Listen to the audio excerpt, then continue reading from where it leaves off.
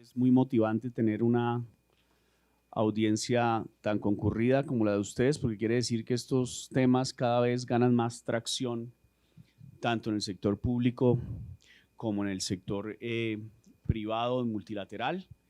Yo voy a tratar de ser lo más breve posible porque tenemos un panel de lujo que nos acompañan.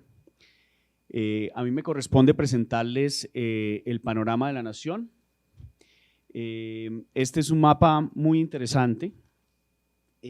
Lo primero que les diría es que en Colombia, entre las zonas de alta sismicidad y de intermedia sismicidad, tenemos un potencial afectación de 86% de la población del país. No solo eso, sino que a través de la zona de alta exposición a movimientos de masas, sino también a la media exposición de este riesgo, tenemos un 31% de la población con potencial afectación. De igual manera, en los temas hídricos, este es nuestro mapa hídrico del país, ustedes se pueden dar cuenta que tendríamos afectaciones potenciales adicionales vía hidricidad por 28% de la población. Este mapa en rojo es simplemente para sobreponer lo que son las áreas urbanas sobre los riesgos, y estas burbujas rojas reflejan todas las catástrofes que se han materializado desde el año 1998 hasta el año 2015. De manera que estamos en un país tropical con altísima exposición a riesgo de cambio climático. Hemos hecho dos grandes cosas a nivel nación. La primera es que fuimos uno de los países líderes en la emisión de un bono catastrófico. Este bono catastrófico lo hicimos y en ello van a ahondar más los panelistas, 4 países, los 4 de la Alianza del Pacífico, con las cantidades que ustedes ven ahí. Es decir, Colombia, después de Chile, fue el que más diversificó su riesgo a una tasa de interés fija de 3% por 3 años. Este bono catastrófico es para terremotos, o sea, la primera parte del plan del mapa que veíamos. En el caso de Perú ya se materializó y ellos, de los 200 millones de dólares que aseguraron, lograron una retribución de 60 millones de dólares.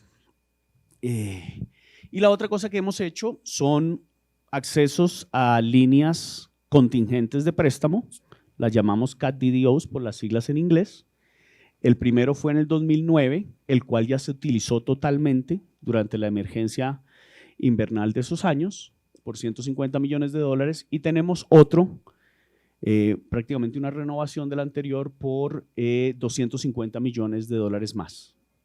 Estos son simplemente 2 ejemplos de instrumentos que a nivel nación hemos utilizado. Hay otra cantidad de políticas que cuando me inviten como panelista y no como moderador les cuento, pero esto un poco para centrar la discusión en lo que tiene que ver con Colombia. Yo ahora le voy a pasar la palabra a nuestro colega José Ángel Villalobos para que haga su respectiva presentación y luego vamos en ese orden.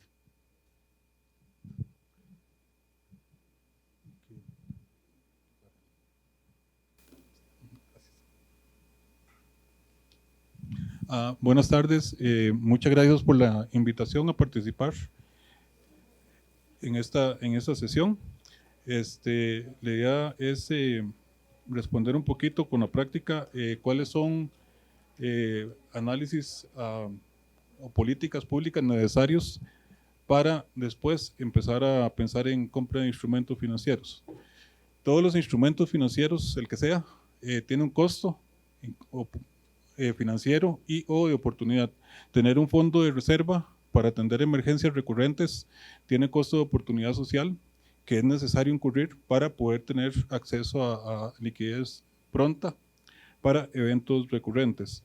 En ese sentido, Colombia ha sido pionero en el mundo en el desarrollo de las estrategias de gestión financiera del riesgo de desastre. Es política pública y lo ha hecho tanto a nivel nacional, pero también a nivel subnacional.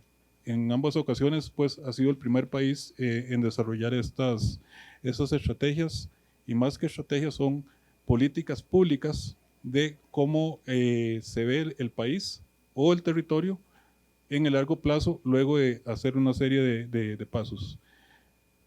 Igualmente, todos los análisis, porque no sabemos ni cuándo va a pasar el evento y si pasa de qué magnitud va a ser, está basado en análisis probabilísticos. Esos análisis probabilísticos sugieren una aproximación estratificada por capas de riesgo, en que los riesgos que están más frecuentes tiene sentido tener fondos de reserva o bonos o créditos contingentes. No tiene ningún sentido asegurar eso, va a salir muy caro, literalmente, porque la probabilidad de ocurrencia tiene muy poca incertidumbre, y entonces hay que tomar ese otro tipo de riesgos. Para capas intermedias de eventos un poco menos frecuentes, pero un poco más fuertes, se puede pensar ahora sí que en líneas de crédito contingentes. Fondos de reserva pueden ser también, pero tampoco se puede tener mucha plata parqueada, ¿verdad? Por la parte, esos dineros se ocupan para el desarrollo social económico. Y finalmente, eventos catastróficos sí se recomienda hacer una transferencia de riesgo, sacarlos fuera del sistema, sea de la región o del país, y compartirlos literalmente con el resto del mundo. Así es como operan las compañías reaseguradoras mundiales y hacen dinero. La idea es utilizar esos mismos principios a efectos de tener ahorros y hacer los instrumentos más factibles. Igualmente, se recomienda también hacer análisis de brecha o gap análisis para poder cuantificar cuáles son los montos de cobertura que se tienen, y ver todo el portafolio de instrumentos como lo que es, como un portafolio, no como instrumentos sueltos que no tienen ninguna relación entre sí. En cuanto a ejemplos específicos, ustedes son un ejemplo, en este caso con el CAT Bond en el marco de la Alianza del Pacífico. Eso involucró a Chile, Colombia, México y Perú. Ha sido la emisión soberana más alta, de 1.36 billones de dólares para los 4 países. Lograron precios muy razonables al trabajar en forma cooperativa, en forma regional, como grupo. Y el ejemplo también de ustedes, para ustedes, es llevarlo a nivel subnacional. Ya Hacienda pues ha estado trabajando en esas posibilidades de invitar o tener tramos para territorios específicos. Otro, dada la sismicidad que presenta las principales ciudades de Colombia, Bogotá es una de ellas, es el pool de aseguramiento catastrófico de Turquía. Hace 20 años más o menos fue un gran terremoto, el de Ankara, y fue tanta la destrucción de casas de habitación y el gobierno le tocó pagar, que crearon este pool de aseguramiento. Es realmente una asociación público-privada, ¿verdad?, en que las personas, las familias, el gobierno y el sector local, el privado y los reaseguradores internacionales crearon este pool. Realmente el aumento de la penetración del seguro ha sido muy alta, y se han realizado pagos por 27 millones para unos casi 500 sismos de todo tamaño que se han ocurrido en ese periodo de tiempo. Y finalmente, es un seguro específico para buscar por la forma de vida, de los pescadores, en particular para los países caribeños y islas caribeñas, de los cuales San Andrés forma parte, y es una de las opciones que se van a presentar en el seminario que vamos a tener mañana y pasado mañana. Gracias.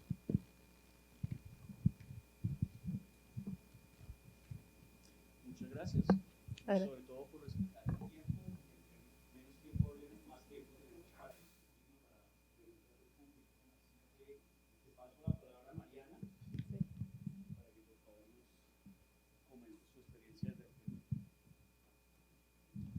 Buenos días, tardes ya a todos. Muchas gracias por la invitación. Vengo a presentarles un caso de un seguro paramétrico para atender arrecifes y playas en el estado de Quintana Roo.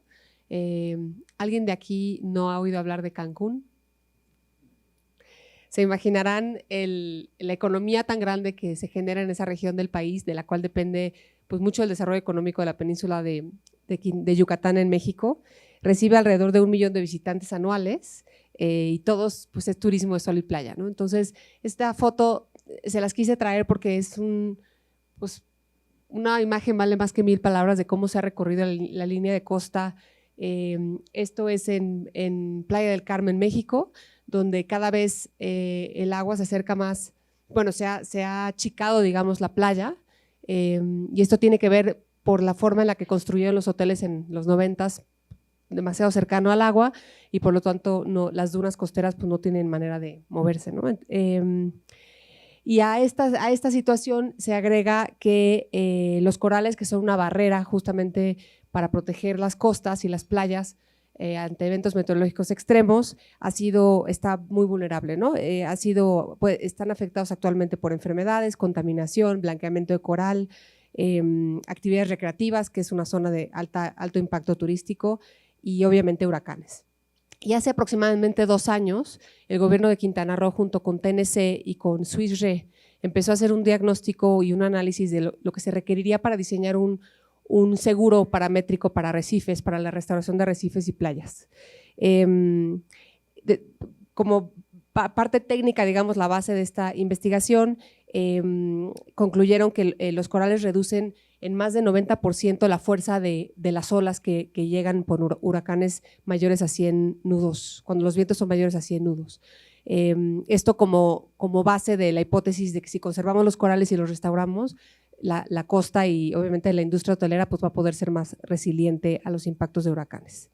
El seguro paramétrico está diseñado, es un seguro que se activa dependiendo de la velocidad de los vientos de los huracanes. A partir de huracanes con vientos menores a 100 nudos, la póliza paga el máximo de 40% de la póliza total, se paga al gobierno de Quintana Roo, principalmente para restaurar los corales que han sido afectados y proteger el sistema coralino de la zona y por lo tanto las playas de la costa. En daño severo, un viento mayor a 130 nudos, se activa el seguro y se paga un máximo 80% de la póliza, y huracanes mayores a 160 nudos se paga el 100% de la póliza. Es una póliza bastante cara, se pagan alrededor de $500,000 anuales, y el monto máximo de pago de la póliza son alrededor de $3.8 millones. Entonces, el gobierno de Quintana Roo tiene contratado este año ya la primera póliza, que afortunadamente no se ha tenido que utilizar, y está levantando fondos con capital privado, principalmente del sector hotelero y público, para poder pagar las pólizas subsecuentes. Pero es una mezcla, el objetivo es una mezcla de conservar las playas. En México han tenido que traer arena de otros lados de la República para rellenar las playas, entonces mantener las playas, mantener la actividad turística y obviamente con un impacto ambiental importante en cuanto a la preservación del sistema arrecifal de la zona. Muchas gracias. Muchísimas gracias, Mariana. Ahora le voy a dar la palabra a Juan Carlos Orrego de la Unidad Nacional de Gestión de Riesgo de Desastres. Buenas tardes, un saludo a todos. Gracias por la invitación. En Colombia la gestión de riesgos son 3 procesos fundamentales: el conocimiento de riesgos, la reducción de riesgos, la preparación y manejo. Mi mensaje central es con relación a que en Colombia tenemos que trabajar mucho más en el conocimiento de riesgos y reducción de riesgos para lograr realmente intervenciones que nos permitan minimizar gastos. La inversión que se hace en Colombia en conocimiento de riesgos es considerablemente bajita.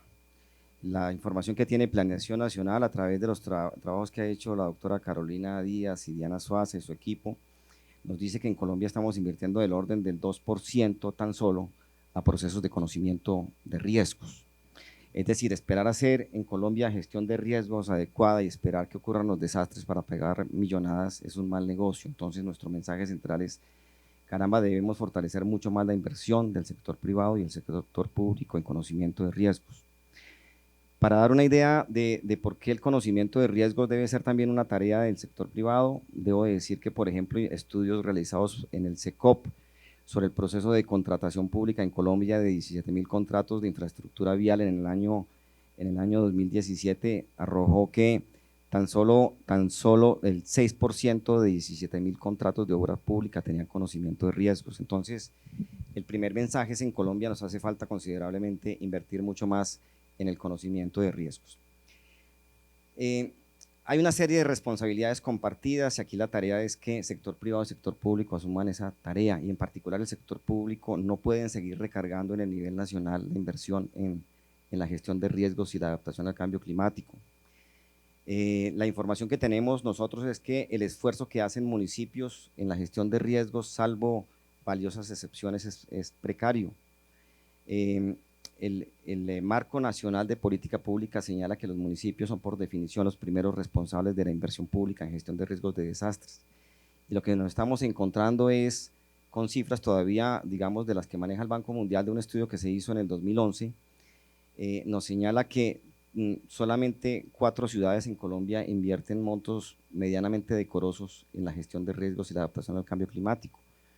Esas cifras, por ejemplo, arrojan que Bogotá invierte del orden de 28.000 pesos habitante año en gestión de riesgos, después le sigue poco más o menos Manizales con 27.000, después le sigue Medellín del orden de 26.000, y después unos cuantos casos más de ciudades que hacen esfuerzos fiscales en gestión de riesgos, pero la mayoría está por menos de 1.000 pesos habitante año. Entonces, con esas cifras en conocimiento de riesgos y reducción de riesgos, yo creo que uno lo que lamentablemente solo puede esperar es que ocurran desastres que valgan miles de millones de pesos.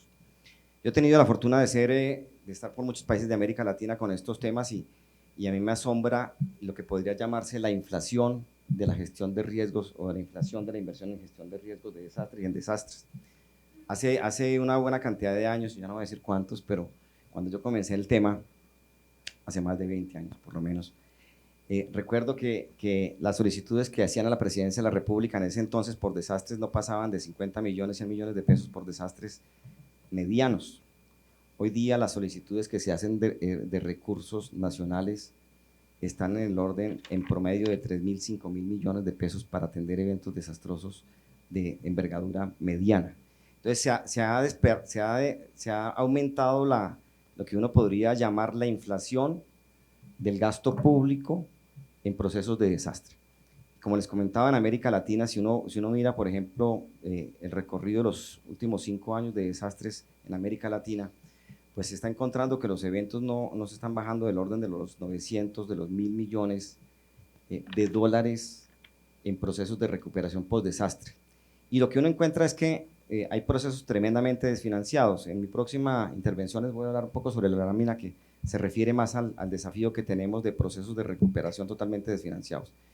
Entonces, aquí creo que hay un planteamiento serio, sí necesitamos estrategias financieras, pero sobre todo necesitamos una claridad, que hay que invertir mucho más en conocimiento y reducción de riesgos.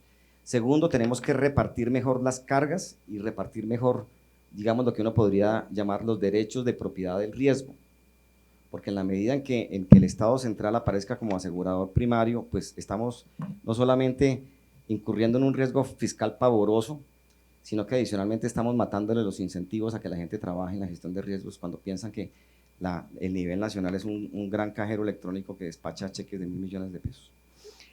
Y por supuesto hay que pensar en una serie de estrategias, pero fundamentalmente, y ya con esto concluyo, pensar mucho, por ejemplo, en las inversiones que el sector privado puede estar realizando, por ejemplo, con los pagos ambientales, con explorar medidas de cobros de plusvalía y de valorización por obras de mitigación y de gestión de riesgos de desastres.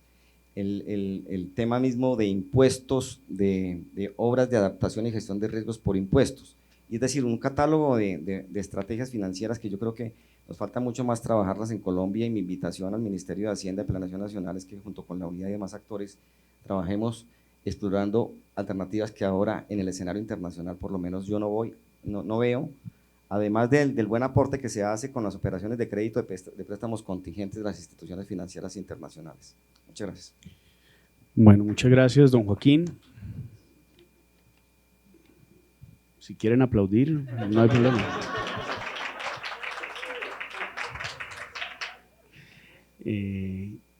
La palabra es suya y tiene la barra muy alta porque Sí, no, la verdad si tengo no lo alta. aplauden, no. Exacto, entonces me voy a parar porque a ver si así hago algunos otros puntos, ¿no? No, primero, muchas gracias por la invitación y reconocer nuevamente, como lo mencionó José Ángel, hemos aprendido mucho de Colombia, ¿no? Colombia, ustedes están en la delantera, siempre empujando el tema de la gestión de riesgo, ¿no? Y entendiendo que la gestión de riesgo de desastres es una estrategia de desarrollo. El hecho de que César esté aquí mostrando una caracterización del riesgo de Colombia habla mucho, ¿no? Ahora, obviamente, cuando hablamos de riesgo tenemos que entender todo el tema de lo que mencionaba Juan Carlos, ¿no? Entender cómo se crea este riesgo.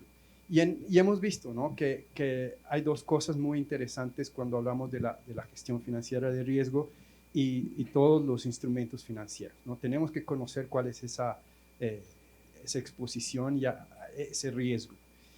Y para eso creo que es muy interesante entender que el riesgo se construye exponencialmente, ¿no? Es una curva que va así hacia arriba. Y las acciones de reducción, mitigación de riesgo, vamos a decir que es lineal, ¿no? Entonces hay un gap que siempre va creciendo y que, digamos, de alguna manera estos instrumentos tratan de cubrir ese gap cuando hay un desastre.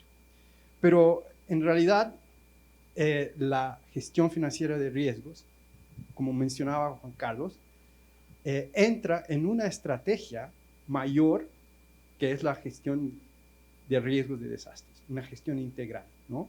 Porque en el fondo, si digamos, hagamos una idea de que ya no crece el riesgo, todavía tenemos muchos riesgos remanentes para cubrir y con eso, digamos, tener esa estrategia financiera. Pero lamentablemente, o afortunadamente, ustedes ven la creatividad, digamos, del latinoamericano y en general en el mundo, de crear casas, barrios y hasta ciudades muy rápido, ¿no? Entonces el riesgo continúa creciendo y si nosotros no ponemos la reducción de riesgos, evitar la creación de riesgos como una de las primeras capas en nuestra estrategia financiera, nunca vamos a poder lograr todo eso, ¿no? Entonces, es interesante ver de que ya Hacienda, trabajando con DNP, trabajando con la unidad, están formando, digamos, esta idea de una estrategia financiera porque han visto que en Colombia la gestión de riesgos es una estrategia de desarrollo. Sin embargo, hay mucho más allá que hacer, ¿no? El hecho es que hoy día a nivel nacional tenemos muy buenas políticas, instrumentos, etcétera, pero ¿cómo eso baja a nivel subnacional? Y creo que ese es el siguiente desafío y eso es lo que queremos como banco, digamos, ver para llevar a otros lugares y también para ayudarlos a hacer esto, ¿no? Voy a parar por aquí. Gracias. Muchas gracias, Joaquín. Le paso la palabra a Jairo Alfredo López Baena, Manizales, ¿no? Sí, señor. Bueno, muy buenas tardes para todos. Un saludo muy especial para nuestros compañeros del panel. Obviamente también muchas gracias para la organización del evento. Para comenzar, apoyo mucho lo que el doctor Juan Carlos decía. Por eso el municipio de Manizales, pues si ustedes bien lo conocen, quizás es una de las ciudades, no solo a nivel nacional, sino a nivel de Latinoamérica, que más riesgos ostenta. Nosotros tenemos riesgo por remoción en masa, riesgo por avenida torrencial o inundación, tenemos riesgo por actividad del volcán Nevado del Ruiz, en ciertos sectores de la ciudad también tenemos riesgo por incendio. Hay un tema que de pronto hemos dejado de lado, pero que es un tema que hoy es muy latente y es el riesgo tecnológico o por el manejo de materiales peligrosos. Entonces, el municipio de Manizales y en especial esta administración, pues digamos que han tomado una decisión y es que la mejor unidad de gestión del riesgo del país no es la que más recursos invierte, qué pena, no es la que más emergencias atiende, sino la que más emergencias previene. De allí que nuestra mayor inversión en recursos económicos, tanto financieros como de personal técnico humano, pues han estado enfocados a los procesos de conocimiento y reducción del riesgo, porque así suene a frase cajón, Manizales sí ha interiorizado que efectivamente cada vez que nosotros invertimos un peso en conocimiento y en reducción del riesgo, nos estamos ahorrando 7 pesos en manejo de emergencias y desastres. Hay un factor también muy importante y de allí digamos que ya les voy a explicar otros temas conforme a este programa de aseguramiento colectivo que hemos implementado en la ciudad de Manizales, y es que nosotros hemos logrado identificar que el 85% de las situaciones de emergencia que se presentan en Manizales son del orden antrópico. Entonces muchas veces nosotros nos volvemos muy técnicos y simplemente lo que no hacemos es incorporar a la ciudadanía, no incorporamos a la empresa privada, sino que simplemente nos encontramos, digamos que generando proyectos, documentos, soportes técnicos, simplemente desde los especialistas, pero no involucramos a estos actores que son fundamentales. De allí que el municipio de Manizales, cada vez que construye un instrumento de planificación territorial, plan municipal de gestión del riesgo, plan de desarrollo municipal, plan de ordenamiento territorial, pues lo ha hecho a través de procesos incluyentes. Y estos procesos incluyentes es que le decimos a la ciudadanía, venga, ustedes son los conocedores de primera mano de cuáles son las necesidades que ustedes tienen en cuanto a los riesgos que ostenta la ciudadanía. Entonces allí cumplimos un papel muy fundamental. Primero, ser un proceso totalmente incluyente y no que sea solo los asesores o las personas desde la parte técnica la que construyan estos elementos, sino que nosotros les entreguemos esos insumos y ya con eso entonces digamos que sí se pueden formular los instrumentos. Entonces allí tenemos una doble función y es que nosotros al integrarlos a ellos para la formulación pues también les estamos generando un sentido de pertenencia que es lógico que ellos lo deben tener. Recordemos que la ley 1523 aquí en nuestro país dice que la gestión del riesgo es para entidades públicas, entidades privadas y para la comunidad en general. Entonces aquí lo que estamos haciendo es decirles, venga, sector privado, comunidad en general y sector público. Venga, que es que esto es un tema que es totalmente transversal, que nos interesa absolutamente a todos, entonces de allí la importancia de que haya una congruencia en todos estos elementos de planificación territorial. Por eso digamos en nuestro plan de ordenamiento territorial buscamos que el componente más importante fuera el de gestión del riesgo. ¿Por qué? Porque esto nos va a garantizar que la ciudad de Manizales va a seguir creciendo hacia donde debe crecer. Hoy vamos a hablar de un programa que se llama el Programa de Aseguramiento Colectivo. Nosotros, digamos que más o menos desde el año 93 se empezó a generar este proceso y de alguna manera año tras año lo que hemos pretendido es que a través de los estudios de vulnerabilidad y amenaza podamos ir, digamos que fortaleciendo este programa. Entonces, una vez nosotros tenemos identificadas las amenazas, obviamente sabemos cuáles son nuestras vulnerabilidades, pasamos a generar cuál es el cálculo en cuanto al riesgo y cuáles serían los daños que se presentarían en la ciudad de Manizales. Después pasamos con estos insumos a calcular lo que son las estimaciones de las pérdidas y ahí ya hacemos la gestión del riesgo, que son las diferentes estrategias que tenemos que desarrollar para poder reducir estos riesgos. Entonces en Manizales creamos el programa de aseguramiento colectivo. Eso es un programa que se genera a través del impuesto predial, ¿sí? Es voluntario y las personas de estratos 3, 4 y 5 y 6 pues acceden a ese programa de aseguramiento colectivo de manera voluntaria. Una vez estas personas acceden a este seguro, inmediatamente cobijan a las personas más, digamos que por decirlo así, pobres o de menos capacidad adquisitiva de los estratos 1, 2 y 3, obviamente que no superen los 39 salarios mínimos legales mensuales vigentes. Es decir, que nosotros estamos trabajando en este proceso, pero también, aparte de ello, pues lo que hacemos es generar procesos de empoderamiento con la ciudadanía para que efectivamente haya un verdadero sentido de pertenencia por lo que es el aseguramiento de los predios, porque eso es un tema en el cual nosotros en el país tenemos que seguir fortaleciendo. Muchas veces las personas tienen en su imaginario que simplemente pues nunca nos va a suceder absolutamente nada y por eso entonces no hacen la inversión en este tipo de estrategias. Ahorita más adelante seguiré entonces complementándoles, ya se me acabó el tiempo. Bueno.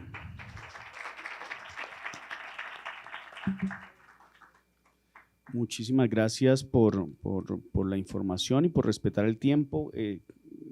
Es bueno porque nos queda 30 minutos de discusión amplia. Entonces, yo creo que yo voy a hacer una serie de comentarios de lo que he oído para recibir comentarios también de los de los panelistas y después vamos a abrir a un diálogo con la audiencia. Creo que es lo más justo. Mira, cuando uno tiene esta serie de discusiones empieza a tener unas conclusiones. Yo creo que la primera, y es consenso sobre todos nosotros, es que el riesgo de desastres es local, no nacional.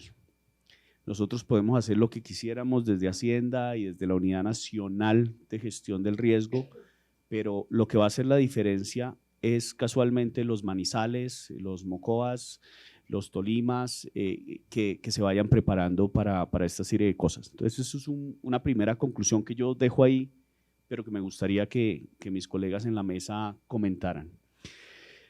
La segunda, y no se mencionó en este foro, pero se ha mencionado en otros que hemos realizado, es que la ventaja de este tema es que este no es un tema políticamente cargado.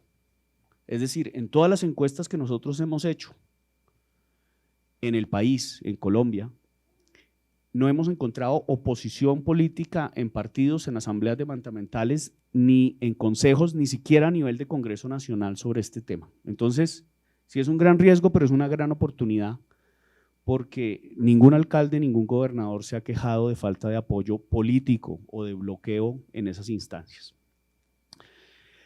La tercera es lo que habíamos hablado de prevención. Es decir, lo más rentable es prevenir.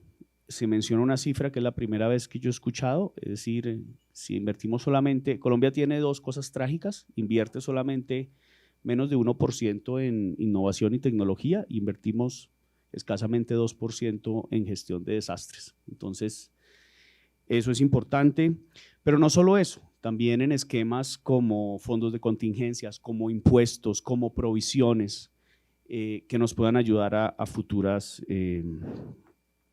atención de desastres.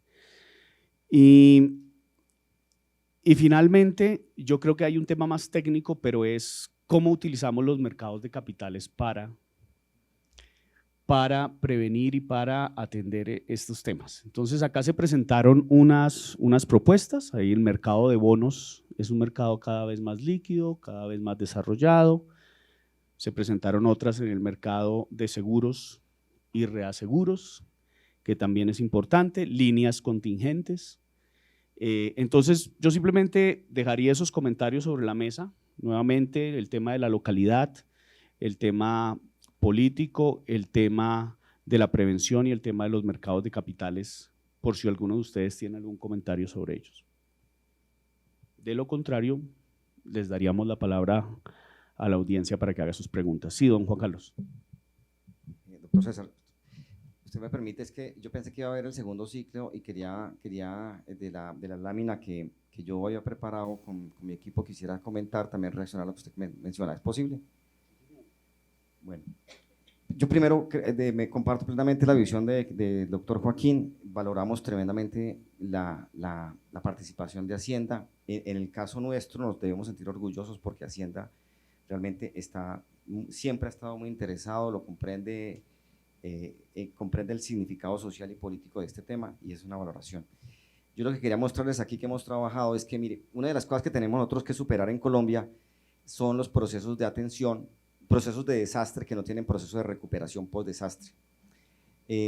Tenemos muchos desastres en nuestro país y lamentablemente muchos de los cuales quedan poco atendidos. Entonces, por eso en la unidad estamos planteando una cosa que se llama el índice brecha de recuperación, que es que finalmente en los procesos de recuperación siempre hay un planteamiento de necesidades de recuperación, pero cuando uno va a mirar el gasto efectivo, la inversión efectiva en procesos de recuperación, uno ve que en muchos procesos no se lleva a cabo adecuadamente tal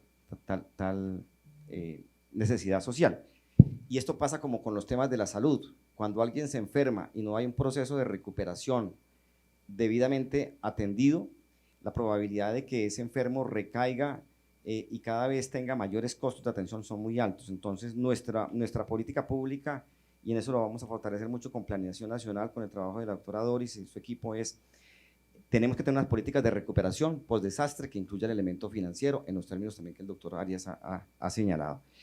Pero sí tenemos que hacerle un rastreo a la magnitud de la inversión para evitar que cada vez tengamos más brechas entre necesidades de recuperación versus recursos efectivamente ejecutados en procesos de recuperación. Y con un segundo componente que es casi tan importante como este, y es que tenemos que cambiar la forma como hacemos inversión en procesos de recuperación. En Colombia, como en América Latina, el doctor Joaquín en eso tiene una larguísima experiencia, y también mis colegas del Banco Mundial, estamos invirtiendo a veces con calidad deficiente, mal focalizado y con unos sesgos de inversión muy alta. Hay unos sesgos muy altos en inversión, por ejemplo, en infraestructura de vías y de viviendas, y dejamos desatendidos temas que nos cuestan caro. Dejamos desatendidos, por ejemplo, los procesos de inversión en medios de vida de la población. Dejamos desatendidas las necesidades de inversión en el sector agropecuario. Nos dejamos desatendida la inversión, por ejemplo, en recuperación y restauración ambiental. Si uno no hace procesos equilibrados de inversión pública en procesos post-desastre, lo que lamentablemente tiene que esperar es procesos de debilitamiento de los municipios y de las ciudades, porque finalmente eso social y ambientalmente se cobra. Entonces, esto es lo que queríamos significar. El caso de Mocoa lo estamos viendo con detalle, porque solo Mocoa son, doctor Joaquín, del orden de 800 millones de dólares de inversión que se requiere, de la cual hasta ahora tenemos garantizados más o menos 200 millones de dólares, contando con el buen apoyo de regalías, de los recursos especiales de regalías. Entonces, por ejemplo, Mocoa, que es uno de los puntos casi que mejor atendidos del país, va a tener fácilmente un déficit de inversión, según lo que estamos previendo, a no ser que suceda algo extraordinario, del orden del 60% de la inversión necesaria para recuperar Mocoa no está todavía asegurada. Entonces, lo que estamos proponiendo es un índice de brecha de recuperación y que se pueda hacer por sectores para intentar identificar qué sectores en realidad tienen esas dinámicas. Y aquí lo que queremos significar con esta gráfica de los tanques, que es una constante en América Latina, es, repito, tenemos que tener un buen equilibrio y una mejor focalización en la inversión pública en procesos de recuperación post-desastre. Gracias. Nada más para complementar un poco, totalmente de acuerdo con la visión. Cualquier libro de texto de administración de riesgos en general recomienda entrar a una fase de protección financiera del riesgo residual. O sea, después de que se haga todos los trabajos de mitigación físico del riesgo y ahora adaptación al cambio climático. Totalmente de acuerdo. Por un lado. Ahora, desde el punto de vista práctico, empírico, no se puede esperar, los países, las municipalidades no se pueden dar el lujo, digamos, de esperar a seguir los pasos que son lógicos y que hay que hacerlos, ¿verdad? Pero que son actividades no mutuamente excluyentes. Me refiero a la protección financiera contra los riesgos de desastres. Este es un campo nuevo, la parte financiera de protección de los desastres, quizá tiene unos 15 años, 17 años, o sea, es un campo prácticamente virgen. Y la parte de mitigación física, por el otro lado, al menos en Latinoamérica sí tiene por lo menos 30, 40 años, empezando con México, los terremotos grandes que generaron las mejoras en los códigos de construcción. Hay una historia larga, ¿no? Y el número de muertos productos de eventos más o menos similares, comparables, ha descendido dramáticamente gracias a la inversión y a la mejora física del riesgo. Hay mucho que hacer, eso no cabe la menor duda. Entonces, una sugerencia, digamos, basada en la experiencia no solo en Latinoamérica, sino en otras regiones del mundo, es llevar más o menos en paralelo las actividades. Lo que ustedes están haciendo acá en Colombia es uno de los tantos productos de exportación que llamo yo de Colombia, en el sentido de que en la misma mesa se sientan la unidad DNP, Hacienda, Ministerio de Agricultura, y la lista sigue, porque este es un tema muy complejo, a veces complicado, hacer uso desde un punto de vista de eficiencia financiera, económica, de los mercados de capitales y los mercados de reaseguros para apalancar esas necesidades precisamente para la reconstrucción. Es también una Es importante tomar esa opción. Esas cosas llevan tiempo. Por ejemplo, el Cat Bond de Colombia, yo creo que pudo haber llevado unos 5 años más o menos de trabajo y de preparación, primero con un Cat Swap, después ya con el Cat Bond en la Alianza Pacífico. Son temas nuevos, son temas recientes. Este producto que usted presentó con respecto a proteger las barreras coralinas es impresionante. Son avances que se van dando poco a poco. Estamos viendo o trabajando con el estado del arte, pero aún así es totalmente insuficiente. Falta mucho por hacer, y en particular en la parte financiera. Eso, digamos, hay que ser realmente humildes y aceptarlo. Todo lo que ustedes están haciendo acá está sirviendo a otros países, lo de otros países está sirviendo también para acá, y es un proceso. Y el tema regional, igual, Colombia tiene la ventaja de ser un territorio grande, geográficamente grande, y ojalá que no ocurra un evento que atraviese todo Colombia, porque realmente sería apocalíptico, ¿no? Lo que se está presentando son en zonas. Entonces, la participación de las regiones, estos avances son reales. Ahora se está hablando con el AMBA y Bogotá para tratar de buscar aseguramiento catastrófico, y el trabajo conjunto produce ahorros de entre un 15 y un 55% en el costo. Entonces son formas de trabajarlo. Voy a cambiar un poco la dimensión de lo que estamos hablando, pero escuchándolos y pensando en el caso de Quintana Roo, de Cancún, también cuando hablamos de gestión de riesgo y pensando en particular en los efectos de cambio climático, nos estamos enfrentando a una dimensión que todavía sigue siendo muy desconocida, de realmente entender los efectos potenciales que el cambio climático puede tener y hasta qué punto podemos estar preparados para ello, y entonces eso tiene un impacto en la gestión de riesgo. Y el ejemplo que les traigo es que si bien el Estado de Quintana Roo ha estado trabajando en desarrollar este seguro, bueno, y ya lo está implementando, la catástrofe que les cayó encima ni siquiera nadie lo pudo haber pensado ni imaginado nunca, y esa invasión de sargazo que ha tenido las costas de Quintana Roo. ¿Alguien no ha escuchado el problema de sargazo? Entonces, el turismo ya no está dejando de ir porque no hay playa, es porque no pueden meterse ni siquiera al mar, y nunca nadie imaginó que el impacto económico es enorme, y nunca nadie pudo haber previsto que esto iba a pasar, y tampoco hay manera todavía de detenerlo. Están empezando a procesar el alga y lo que sea, pero no hay ninguna manera hasta ahora de detener el flujo de sargazo hacia esa parte. Entonces, es nada más, pongo esta dimensión de una incertidumbre tan grande que el cambio climático nos trae, y bueno, pues con eso hay que jugar, supongo, ¿no? Muy bien. Super. Creo que muy rápido, una muy mala noticia es que los desastres van a continuar ocurriendo, ¿no? Queramos o no, esto va a ocurrir, y en ese sentido, un poco lo que hablaba José Ángel, tenemos que estar preparados para responder a los desastres.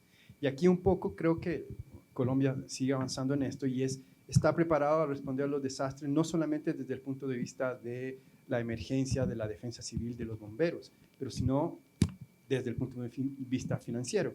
Y ahí un poco ver que la otra mala noticia es que no hay ningún país en el mundo, ni Japón, que tiene todos los recursos para pagar, digamos, los efectos negativos de los desastres. Pero sí, con estas estrategias financieras a nivel nacional y ahora bajando a niveles subnacionales y municipales, nos ayuda a ponernos de pie más rápido. Eso no quiere decir que no nos vamos a lastimar. Sí, nos lastimamos, pero de alguna manera estamos mejor preparados para volvernos a levantar. El hecho es que el riesgo es dinámico. O sea, los estudios que tenemos hoy de Manizales han sido hechos el año pasado con información, pero hoy día, gracias a la creatividad de los latinos y de la gente, el riesgo es diferente. Además de eso, ¿no?, que tenemos, ya lo mostró César en el gráfico, una urbanización muchísimo más allá del 70% en algunas ciudades, 80% en otras, el cambio climático, y entonces eso genera que tenemos que tener más inversión en entender el riesgo. Si no tenemos una claridad en cuál es el problema, cómo lo vamos a responder. Entonces aquí no es entender el riesgo, medidas de mitigación, riesgo financiero, etcétera. No, todo esto tiene que ir en paralelo.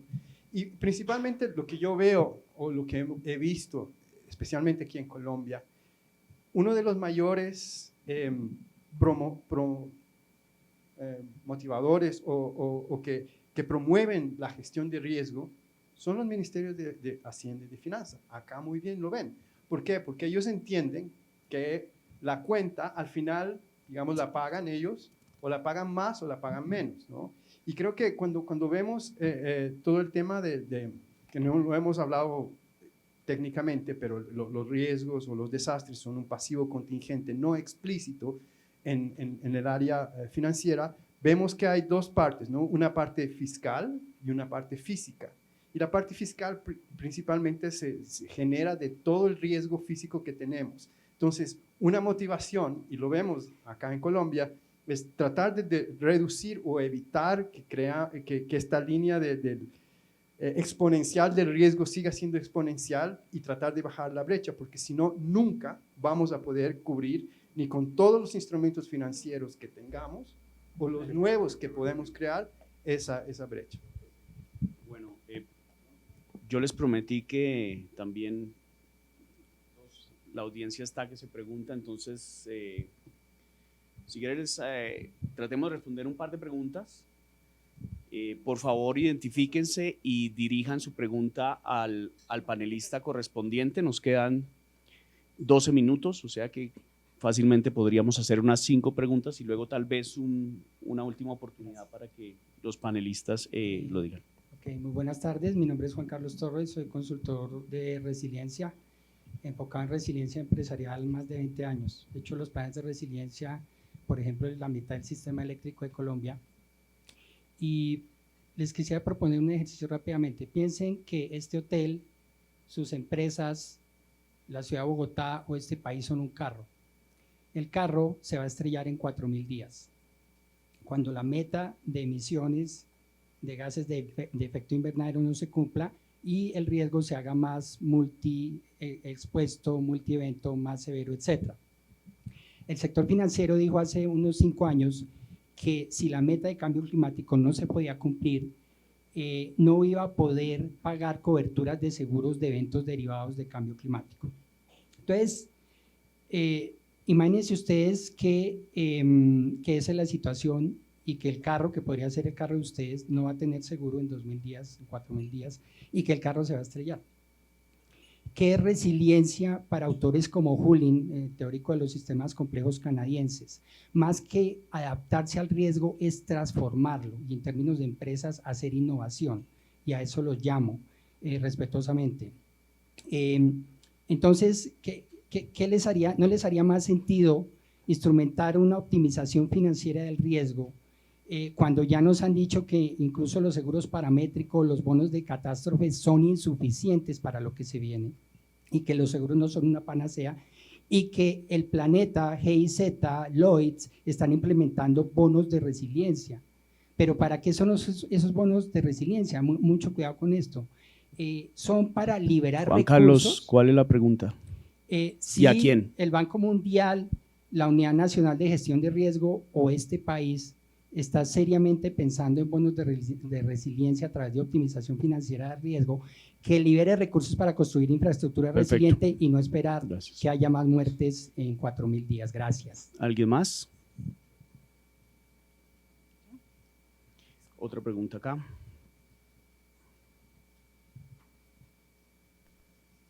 Buenas tardes. Tengo una duda respecto a otros instrumentos de transferencia de riesgo de cambio climático. Hablo de una escala más nivel empresa.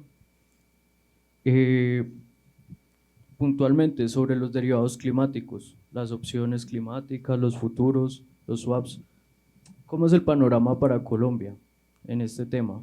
Porque pues ya tenemos el caso del bono catastrófico, que es excelente, pero pues en la mañana nada más estábamos tocando el tema de que pues las empresas deben, necesitan y están incorporando el riesgo climático y deben administrarlo. Entonces, esa parte ahí… Excelente. ¿Qué les parece si voluntarios para responder las dos preguntas? La primera, digamos, en el fondo, de nada sirve tener un seguro si me voy a chocar y me voy a morir. ¿Quién lo va a utilizar? Entonces, tampoco es solamente tener el seguro y ver qué puedo hacer para que en el camino pueda proteger mi vehículo. Y en ese sentido sí hay bonos de resiliencia, instrumentos financieros que nos ayudan a la parte de prevenir el riesgo y minimizar, digamos, los efectos de los desastres. Pero siempre voy a tener un remanente y ese puede ser muy grande o muy pequeño, y para eso, digamos, creo que tenemos todos estos otros instrumentos financieros que hemos hablado. Con respecto a la segunda, otra vez, el tema es complementar las dos partes, la parte de administración o gestión del riesgo de desastres como tal, y a la par ir preparándose para la parte financiera. ¿Qué no quisiéramos ver? Yo no quisiera en ningún país ver lo que pasó con el sismo del 22 de diciembre del 72 en Managua. Fue un sismo relativamente de una magnitud pequeña, pero muy superficial. Y si ustedes van a Managua hoy día, la ciudad no se ha reconstruido, está igual de plana, ¿no? Por supuesto, después de ese sismo que generó una de las primeras o la primera ola migratoria que recuerdo de nicaragüenses, hubo las guerras, hubo Mitch, hubo muchas situaciones, pero el punto es que no hubo la preparación también financiera para poder atender la reconstrucción, y nunca se ha reconstruido. Ese es un hecho. Con respecto a la parte de adaptación climática o cambio climático, hay que tener en cuenta dos partes. Uno es el cambio climático, es un aumento en la severidad o en la frecuencia, ¿ok? Pero ya hay un riesgo subyacente. Ahora, ese cambio climático también no todo es negativo, al menos en la parte, por ejemplo, de agricultura, ciertos cambios en ciertas regiones, toca adaptarse, en vez de producir papa, producir camote o lo que corresponda. No se puede quedar sentado de brazos la gente esperando a que, ok, viene cambio climático y listo, ¿no? Sino que toca la parte de adaptación. Lo mismo con las empresas. Si fuera una empresa agrícola, tiene que pensar en eso. Ahora, tratando de mezclar un poco con la parte de política pública, los instrumentos financieros como el COST, que lo que buscan es resiliencia financiera para la industria pesquera, la pequeña, es la forma de utilizar los instrumentos financieros para lograr los objetivos de política pública. En este caso, por ejemplo, los gobiernos de Santa Lucía y Granada están buscando mejorar la posibilidad de obtener, continuar teniendo pesca fresca después de un evento para poder atender las necesidades de población y promover los objetivos de las economías azules. ¿Cómo se hace eso? Lo primero es formalizar los sectores. Hay que tener listas completas de las personas con nombres y apellidos que trabajan en ese sector para poder promover ese tipo de política, que realmente son el fundamento y la solución al problema. A eso se lleva también, hay que mejorar la construcción de los muelles, hay que mejorar los tipos de pesca. En algunos casos toca adaptarse, quizá no haya pesca suficiente en el mar, pues toca crear acuicultura dentro del terreno. Sí, hay muchas posibilidades que se deben de explorar y se están explorando. Este es un ejemplo de cómo un instrumento específico financiero se puede utilizar para efectos de promover la política pública. Juan Carlos, ¿tú querías decir algo, por favor? Sí, brevemente.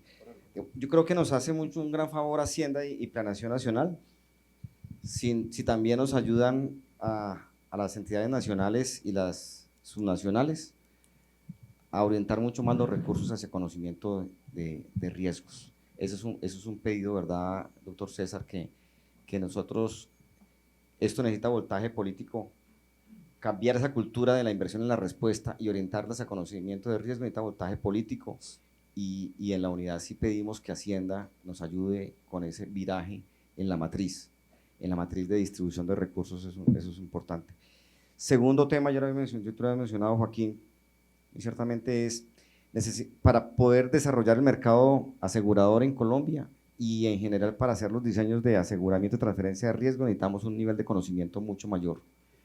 Y en eso necesitamos política pública que nos ayude a trabajar mucho más, tanto en los modelos de estimación de daños y pérdidas, como en los modelos de estimación probabilística de daños. En eso estamos trabajando las entidades del Sistema Nacional, pero ahí pedimos, sea la oportunidad para echar la cuña a los amigos del Banco Mundial que por favor nos ayuden a desarrollar ese tema. Necesitamos que nos acompañen y nos ayuden con ese tema, necesitamos desarrollarlo. Tercero, Colombia tiene una cosa fabulosa, que es la aplicación de la Ley 92 de 1992 sobre aseguramiento de infraestructura pública.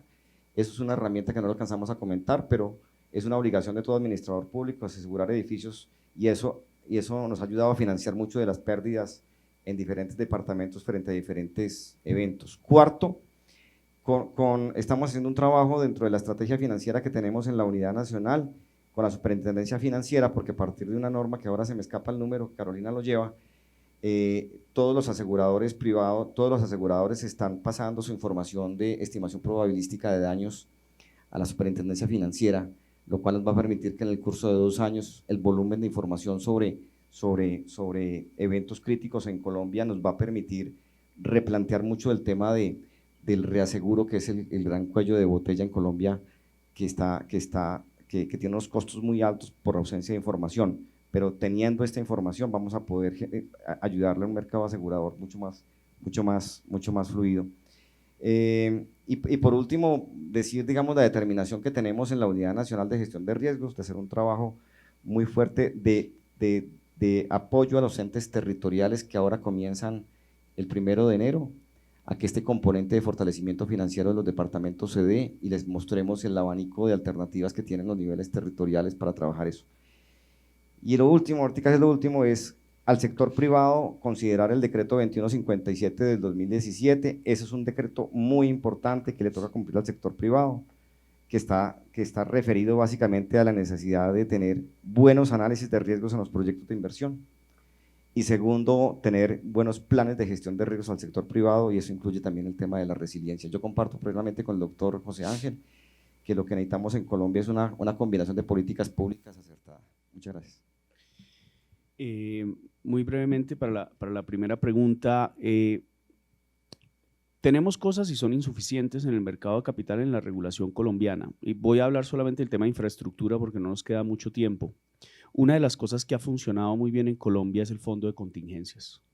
Ustedes saben que en Hacienda no determinamos de dónde se construye una carretera de un punto A a un punto B, pero todas las carreteras de este país tienen que pasar por Hacienda para un análisis, digámoslo, de riesgo fiscal, que cada vez se vuelve más complejo y donde ya empezamos a identificar riesgos como el tema de desastres. Cada año estas carreteras vuelven a pasar para una valoración del riesgo que da como resultado un plan de contingencias que obliga aportes a ese fondo de contingencias.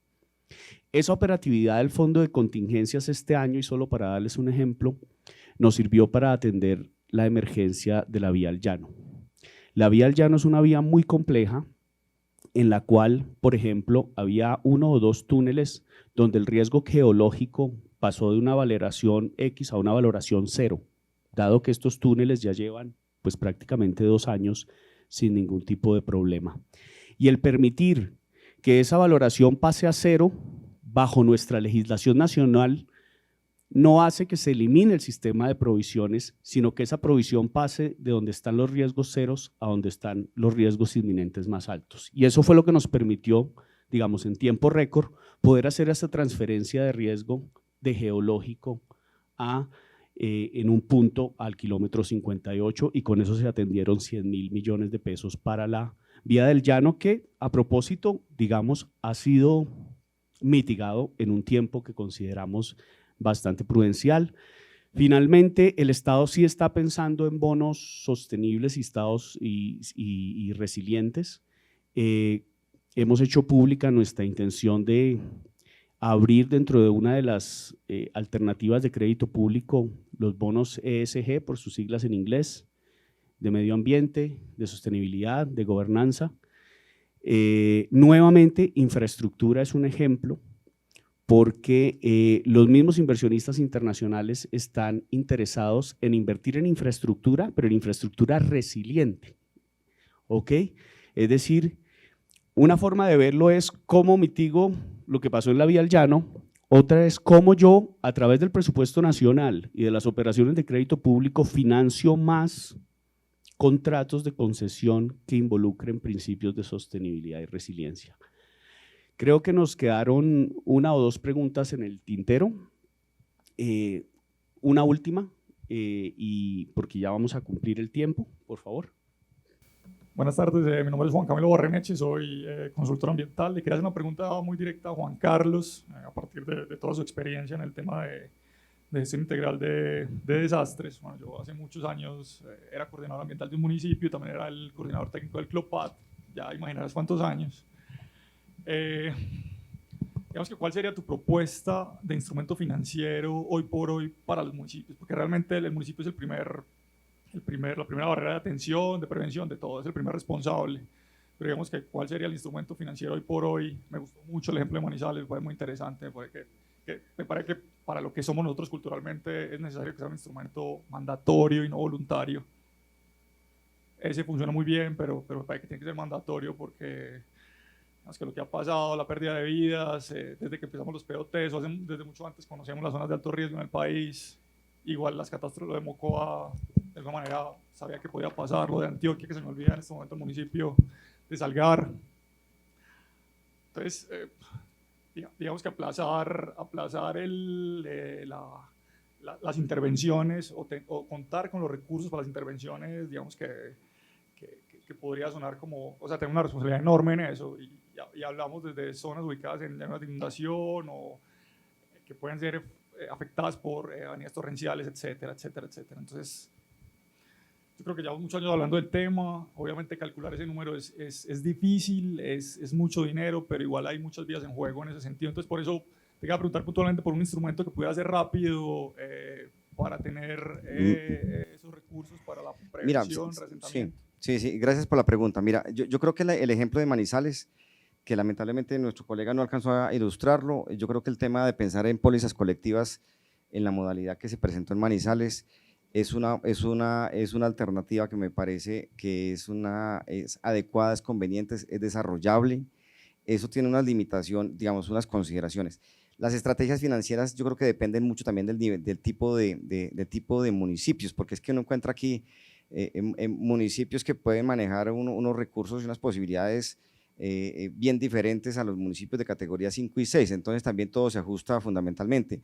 Yo creo que nos hace falta mucho y tal vez no es un recurso financiero tipo bono catastrófico de este tipo de cosas, pero yo sí creo que hace falta mucha más gestión de las administraciones municipales para presentar proyectos, sobre todo, por ejemplo, regalías. De regalías se están perdiendo muchos recursos y con regalías es mucho lo que se puede solicitar de recursos para conocimiento de riesgos, reducción y manejo. Creo que la política que vamos a implementar nosotros en el próximo año es, desde nivel nacional, es el Fondo Nacional de Gestión de Riesgos sí va a ofrecer contrapartidas a los municipios, pero queremos ver un esfuerzo de los municipios fiscalmente para que se metan a mano al bolsillo y demuestren que están comprometidos con el tema, ¿verdad, doctor César, desde Hacienda? Esto es nuestro propósito, es en la medida que el Fondo Nacional se vuelva un gran servibanca, ahí finalmente estamos haciendo un daño al país. Necesitamos un esfuerzo fiscal que alinee los incentivos realmente con la gestión local de riesgos. Le voy a pasar la palabra a Jairo Alfredo, que pues tiene toda la autoridad moral y territorial para que amplíe un poco el tema y luego cerramos. Bueno, como se los he explicado ahorita, en el programa Aseguramiento Colectivo, pues nosotros tenemos un total de 96.306 predios que pueden tener, digamos que, acceso de manera voluntaria a este programa de aseguramiento colectivo. Y una vez nosotros entonces accedamos a esos, pues no accedamos a ellos, sino que alguna de esas personas, de esos 96.306 personas, accedan a este seguro voluntario, inmediatamente estaríamos teniendo una cobertura, digamos, proporcional en estas 22.169 personas. Estos estudios de vulnerabilidad y riesgo o amenaza que nosotros hemos implementado en el municipio de Manizales, pues también en algún momento para el 2014 nos permitió decirle a las empresas aseguradoras que no eran ellos los que nos iban a hacer las estimaciones en cuanto al porcentaje de la prima de riesgo, sino que con estos estudios nosotros les dimos a ellos los insumos necesarios para nosotros poder calcular cuáles iban a ser los riesgos y los daños posibles que se puedan efectuar en el municipio de Manizales. De allí eso nos permitió bajar la tasa para el programa de aseguramiento colectivo. Entonces, digamos que cuando nosotros nos adelantamos, digamos que no a estar, pues aquí hay varias personas que pertenecen al área de las aseguradoras, pues nosotros nos adelantamos en esos términos, pues nosotros lo que les estamos diciendo a ellos, venga, nosotros tenemos amplio conocimiento de cómo se encuentra nuestro territorio y por eso nosotros les entregamos también esos insumos a ustedes. De allí, digamos que desde que existe este programa de aseguramiento colectivo, pues digamos que se han efectuado algunas reclamaciones, quizás la más importante, pues que tampoco es importante realmente para el recaudo que tienen las aseguradoras con este programa, fue para el año 2017, un evento pues digamos que atípico, unas lluvias atípicas que se presentaron en la ciudad.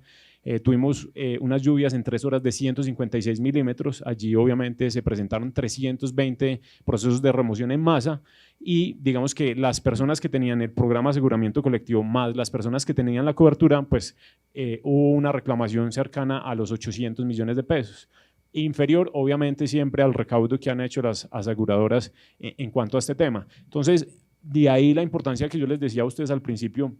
Y de eso, por eso nosotros tenemos que, el gobierno nacional nos traslada a los departamentos y a los municipios la responsabilidad, pero nosotros también por eso tenemos que trasladarla de alguna manera a nuestros habitantes, a nuestros ciudadanos, decirles a ellos, venga, o sea, ustedes también tienen que estar empoderados de este tema. Este es un tema que no solo le corresponde al ente territorial, sino que también a nosotros como ciudadanos desde nuestros hogares. Y por eso ahorita les decía que el 85% de las situaciones de emergencia son del orden antrópico. Entonces, si nosotros no logramos permear o penetrar a los habitantes y cambiarles ese chip de que ellos deben también desde sus hogares aportar en esta materia, pues entonces no vamos a lograr significativamente pues, mejorar en materia de gestión del riesgo. Entonces, pues digamos que grosso modo es algo así como la explicación de cómo viene ejecutándose este proceso y lo más bonito de este tema es que efectivamente, pues desafortunadamente, pues solo cuando hay una calamidad pública es que hay una inversión mayor de recursos, pero digamos este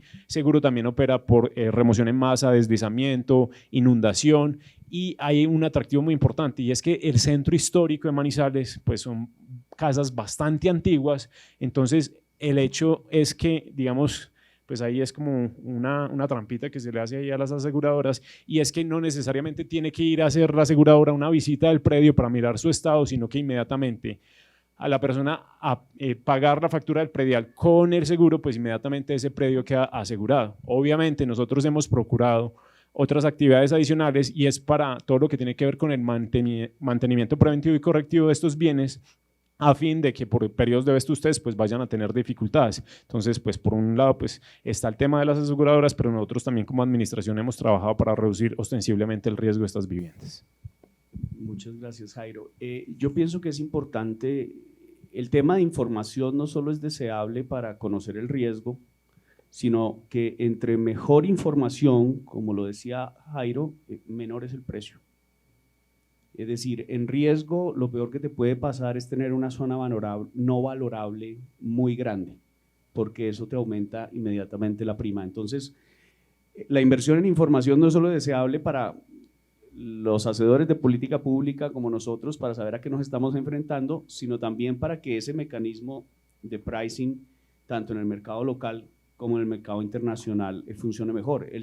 La segunda forma de bajar la prima también fue, en nuestro caso a nivel nación, el risk pooling, es decir, era mucho más barato, con costos 20% incluso más barato, hacerlo los 4 países, que diversifiquen 4, pero que también les permite tener diferentes tipos de riesgo que hacerlos uno por uno y era mucho más líquido para ese bono que transara si tuviera un tamaño de 1.3 billones de dólares que si tuviera un tamaño de 200, 300 o 400 y transando en diferentes, digamos, bolsas de valores locales. Entonces yo pienso que eso es la información en este caso es precio y es ahorros fiscales que también potencialmente se pueden dar.